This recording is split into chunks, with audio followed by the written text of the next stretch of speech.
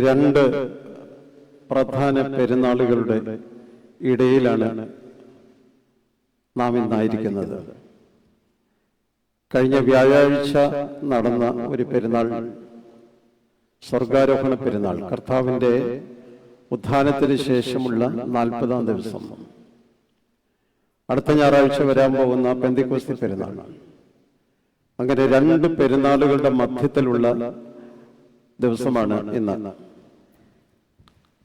കാത്തിരിപ്പിന്റെ ദിവസങ്ങൾ എന്നറിയപ്പെടുന്ന ഈ ദിവസങ്ങൾ 2-3 ചെറിയ കാര്യങ്ങൾ ശ്രദ്ധയിൽപ്പെടുത്തട്ടെ. കർത്താവ് ലോകത്തിലേക്ക് കടന്നു വന്ന് തന്റെ ശുശ്രൂഷ നിർവഹിച്ച് അപ്പോസ്തലന്മാരും കൂടെ നടന്നവരെല്ലാം എല്ലാ നാളും ഞങ്ങളോട് കൂടെ ഉണ്ടായിരിക്കുമെന്ന് പറഞ്ഞ കർത്താവിനെ പിന്നീട് കാണുന്നത് ക്രൂശിക്കപ്പെട്ടവനായി ജീവൻ വെറിഞ്ഞ ഒരാളിനെ കാണുകയാണ്. എല്ലാവരും നിരാശപ്പെട്ട് ചിലർ എമ്മാവൂസിലേക്ക് പോവുകയാണ്, ചിലർ തങ്ങളുടെ പഴയ പണിക്ക് പോവുകയാണെന്ന് പറഞ്ഞ് പോവുകയാണ്. അങ്ങനെ വിവിധങ്ങളായ നിലയിൽ നിരാശയായിരുന്നു. പക്ഷെ 3-ാം ദിവസം കർത്താവ് ഉയർത്തെഴുന്നേറ്റപ്പോൾ സന്തോഷമായി. ഓടിപ്പോയവരെല്ലാം തിരിച്ചു വരികയാണ്. ഇനി എല്ലാ നാളും ഞങ്ങളുടെ കൂടെ ഉണ്ടാകും എന്ന് കരുതി. പക്ഷെ 40 ദിവസം കഴിഞ്ഞപ്പോൾ തന്റെ പ്രിയപ്പെട്ടവരെ കൂട്ടി ഒരു മലയുടെ താഴ്വരയിൽ നിന്ന് ചില കാര്യങ്ങൾ അവരോട് സംസാരിച്ചിട്ട് പറഞ്ഞു, ഞാൻ പോവുകയാണ്. അവർക്കതൊന്നും മനസ്സിലായില്ല. 40-ാം ദിവസം കർത്താവ് സ്വർഗാരോഹണം ചെയ്യുകയാണ്. ഞാൻ പോകേണ്ടത് നല്ലതാണ്. ഞാൻ പോയാൽ ഒരു കാര്യസ്ഥനെ ഇങ്ങോട്ട് അയക്കും. അവൻ വന്ന് നിങ്ങളെ സകല സത്യത്തിലും വഴി നടത്തും. സ്വർഗാരോഹണം എന്തിനായിരുന്നു? സ്വർഗാരോഹണം ചെയ്തെങ്കിൽ മാത്രമേ ത്രിത്വത്തിൽ 3-ാമനായ പരിശുദ്ധാത്മാവ് ലോകത്തിലേക്ക് വരികയുള്ളൂ. അതുകൊണ്ട് അന്ന് അവർ വിചാരിച്ചു എല്ലാം പോയി എന്ന് കരുതുമ്പോൾ സ്വർഗാരോഹണത്തിന്റെ അർത്ഥം അതാണ്. ഈ 10 ദിവസങ്ങൾ കാത്തിരിപ്പിനുള്ള ദിവസങ്ങളാണ്. കാത്തിരിപ്പെന്ന് പറഞ്ഞാൽ കർത്താവ് പറഞ്ഞു, നിങ്ങൾ ജെറുസലേം വിട്ട് പോകരുത്, നിങ്ങൾ ഇവിടെ കൂടിയിരിക്കണം. ഏകദേശം 120 പേരടങ്ങുന്ന ഒരു സംഘം സഹ്യോൻ മാളിയിൽ കൂടിയിരിക്കുമ്പോൾ പരിശുദ്ധാത്മാവ് യോവേൽ പ്രവാചകന്റെ പ്രവചന പൂർത്തീകരണമായി ലോകത്തിലേക്ക് കടന്നു വന്ന് ആ ദിവസത്തെ സൂചിപ്പിക്കുന്നതാണ് അടുത്ത ഞായറാഴ്ചയുള്ള പെന്തിക്കോസ്തി പെരുന്നാൾ. ഇതിന്റെ രണ്ടിന്റെ ഇടയിലുള്ള ഈ ആഴ്ച 2-3 ചെറിയ കാര്യങ്ങൾ നിങ്ങൾ ശ്രദ്ധപ്പെടുത്തട്ടെ. ഒന്ന്, പരിശുദ്ധാത്മാവ് എന്നാൽ എന്താണ്? പരിശുദ്ധാത്മാവ് ഒരു വ്യക്തിയാണോ, ഒരു ശക്തിയാണോ?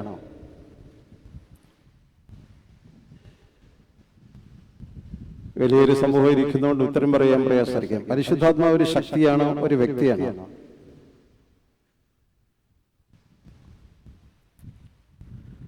നമ്മൾ പലരുടെയും വിചാരം പരിശുദ്ധാത്മാവ് ഒരു ശക്തി മാത്രമാണെന്നാണ്. പരിശുദ്ധാത്മാവ് ഒരു ശക്തി മാത്രമല്ല, ശക്തിയുള്ള ഒരു വ്യക്തിയാണ്. പക്ഷെ അത് നമുക്ക് മനസ്സിലാകുന്നില്ല. മനസ്സിലാകാത്തതിന്റെ കാരണം പിതാവ് പുത്രൻ എന്ന് പറഞ്ഞാൽ മനസ്സിലാക്കും. പുത്രൻ ഒരു വ്യക്തിയായി മനുഷ്യവേഷം എടുത്തത് കൊണ്ട് നമുക്ക് മനസ്സിലാകും. കർത്താവിന്റെ ഭാഷയിൽ പറഞ്ഞാൽ കർത്താവ് പറഞ്ഞു, ഞാൻ പോവുകയാണ്, ഒരു കാര്യസ്ഥനെ ഇങ്ങോട്ട് അയക്കും. അവൻ വന്ന്, അത് വന്നല്ല, not it or that but he,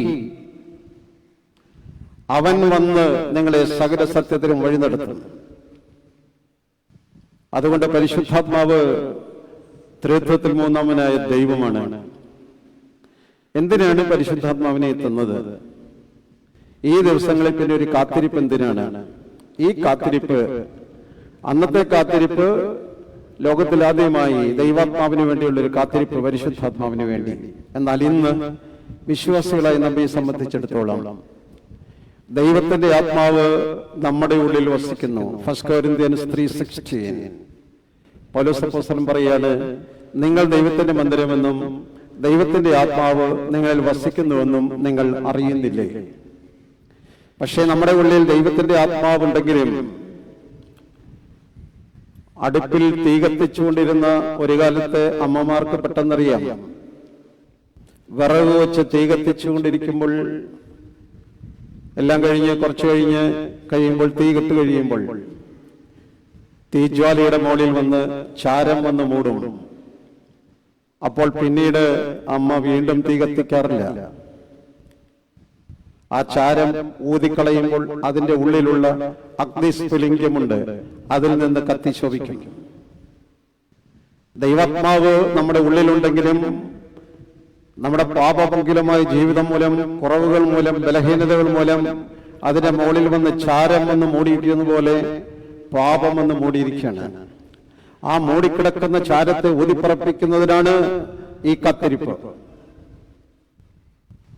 ഊതിക്കളയുമ്പോൾ അതിനുള്ളിലുള്ള അഗ്നിസ്ഫുലിംഗം കാണാം. നമ്മുടെ എല്ലാവരിലുമുള്ള ഒരാത്മാവിന്റെ സ്ഫുലിംഗമുണ്ട്. അതിനെ തെളിയിക്കുന്നതിനാണ് ഈ കാത്തിരിപ്പിന്റെ 10 ദിവസങ്ങൾ. പരിശുദ്ധാത്മാവിനെ തന്നത് എന്തിനാണ്? പ്രധാനമായി 3 കാര്യങ്ങൾ അതിൽ നിന്ന് ഉദ്ദേശിക്കുന്നു. ഒന്ന്, പരിശുദ്ധാത്മാവാണ് ജീവൻ നൽകുന്നതും ജീവിപ്പിക്കുന്നതും. ശൂന്യത മാറ്റി ജീവൻ ഉണ്ടാക്കുന്നത് അങ്ങനെയാണ്. ഉൽപ്പത്തി പുസ്തകം തൊട്ട് പഠിച്ചാൽ അത് മനസ്സിലാകും. ദൈവം ആകാശവും ഭൂമിയെ സൃഷ്ടിച്ചു, ഭൂമി പാഴായും ശൂന്യമായിരുന്നു. എന്നാൽ ദൈവത്തിന്റെ ആത്മാവ് അതിന്മേൽ പൊരുന്നി ആവസിച്ചു. ആത്മാവ് ആവസിച്ചപ്പോഴാണ് പാഴും ശൂന്യമായ അവസ്ഥയ്ക്ക് മാറ്റം വരുന്നത്. നമ്മുടെ കുഞ്ഞുങ്ങൾ പാഴായി എന്ന് വിചാരിക്കുന്നെങ്കിൽ, നമ്മുടെ ഭവനങ്ങൾ പാഴും ശൂന്യമാണ് എന്ന് വിചാരിക്കുന്നെങ്കിൽ, എന്റെ കുടുംബജീവിതം പാഴും ശൂന്യമാണെന്ന് വിചാരിക്കുന്നെങ്കിൽ ദൈവാത്മാവിന്റെ ആവാസമില്ലാത്തത് കൊണ്ടാണ് എന്ന് തിരിച്ചറിയണം. ദൈവാത്മാവിന്റെ ആവാസം വന്നപ്പോൾ പാഴും ശൂന്യമായ അവസ്ഥ മാറി അവിടെ സൃഷ്ടി ആരംഭിക്കുകയാണ്. പരിശുദ്ധാത്മാവിന്റെ ദൈവം തന്നത് ഇതിനു വേണ്ടിയാണ്, ജീവൻ നൽകാൻ, ജീവിപ്പിക്കാൻ വേണ്ടിയാണ്. കടന്നു വന്നിരിക്കുന്ന സ്നേഹിതരെ, ജീവൻ നഷ്ടപ്പെട്ട ഒരുതരം ജീവിതങ്ങൾ മാത്രമായി നാം ശേഷിക്കുന്നെങ്കിൽ ദൈവാത്മാവിന്റെ പരിവർത്തനത്തിന് നമ്മെ വിധേയപ്പെടുത്തുമ്പോൾ അവിടെ വൻക്രിയകൾ നടക്കും. 2, എന്തിനാണ് പരിശുദ്ധാത്മാവിനെ എത്തുന്നത്? അവൻ വന്നാൽ നമുക്ക് പാപത്തെക്കുറിച്ചും നീതിയെക്കുറിച്ചും ന്യായവിധിയെക്കുറിച്ചും ബോധം വരുത്തും. ഇന്ന് ഈ 3 കാര്യങ്ങളും നമ്മിൽ നിന്ന് നഷ്ടപ്പെട്ടിരിക്കുകയാണ്. പാപത്തെക്കുറിച്ചുള്ള ബോധം. പാപമല്ല പ്രധാന പ്രശ്നം, പാപത്തെക്കുറിച്ച് ബോധമില്ലാത്തതാണ്. ഏത് അപരാധങ്ങൾ ചെയ്യാനും, ഏത് തെറ്റുകൾ ചെയ്യാനും, ഏത് പാപം ചെയ്യാനും യാതൊരു മനസാക്ഷിത്വമില്ലാത്ത ഒരു ജീവിതത്തിലേക്ക് നാം പോവുകയാണ്. അതിന്റെ അർത്ഥം പരിശുദ്ധാത്മാവിന്റെ പ്രവാഹം നമ്മിലില്ല എന്നർത്ഥം. നിലച്ചുപോയി. ദൈവാത്മാവ് വരുമ്പോൾ, പരിശുദ്ധാത്മാവ് വരുമ്പോൾ പാപത്തെക്കുറിച്ച് ബോധം വരുത്തും. എല്ലാ തെറ്റും ചെയ്യാത്തത് പോലീസ് പിടിക്കുമെന്ന് പേടിച്ചല്ല, ഒരു ദൈവബോധമുള്ളത് കൊണ്ടാണ്. അത് നഷ്ടപ്പെട്ട ഒരു സമൂഹത്തിലാണ് നമ്മൾ ഇന്ന് ജീവിക്കുന്നത്. പാപത്തെക്കുറിച്ചും നീതിയെക്കുറിച്ചും ബോധം വരുത്തും. എല്ലാ അനീതികളും ചെയ്യാൻ യാതൊരു മടിയില്ലാത്ത ഈ കൂട്ടത്തിൽ നീതിയെക്കുറിച്ചുള്ള ബോധമില്ലായ്മയാണ് രണ്ടാമത്തെ നമ്മുടെ പ്രശ്നം. അതിന്റെ അർത്ഥം പരിശുദ്ധാത്മാവിന്റെ പ്രവർത്തനം നടക്കുന്നില്ല എന്ന് സാരം. 3 അവിടെ പറയുകയാണ് ന്യായവിധിയെക്കുറിച്ച് ബോധം. ഒരു ന്യായവിധി ഉണ്ടെന്നും ഈ ലോകത്തിനപ്പുറത്തൊരു ജീവിതമുണ്ടെന്നും ഞാനും നിങ്ങളും ചെയ്യുന്നതെല്ലാം എല്ലാവരും കാണുന്നില്ലെങ്കിലും കാണുന്ന ഒരുവനുണ്ടെന്നുള്ള ഒരു ബോധമില്ലായ്മയാണ് പ്രധാന പ്രശ്നം. എന്തിനാണ് പരിശുദ്ധാത്മാവിനെ എത്തുന്നത്? പാപത്തെക്കുറിച്ചും നീതിയെക്കുറിച്ചും ന്യായവിധിയെക്കുറിച്ചും ബോധം വരുത്താനാണ്. ഒരു കാര്യം കൂടി പറഞ്ഞ് ഞാൻ വിടുകയാണ്. അവിടെ പരിശുദ്ധാത്മാവിനെ നമുക്ക് തന്നത് ഇതിനു വേണ്ടിയാണ്. യാചിപ്പീൻ എന്നാൽ നിങ്ങൾക്ക് കിട്ടും, അന്വേഷിക്കുകയും കണ്ടെത്തും, മുട്ടുകയും തുറക്കപ്പെടും. നിങ്ങളിൽ ഏതെങ്കിലും ഒരു അപ്പൻ തന്റെ മകൻ അപ്പം ചോദിച്ചാൽ കല്ല് കൊടുക്കുമോ? മുട്ട ചോദിച്ചാൽ പാമ്പിനെ കൊടുക്കുമോ? മീൻ ചോദിച്ചാൽ തേളിനെ കൊടുക്കുമോ?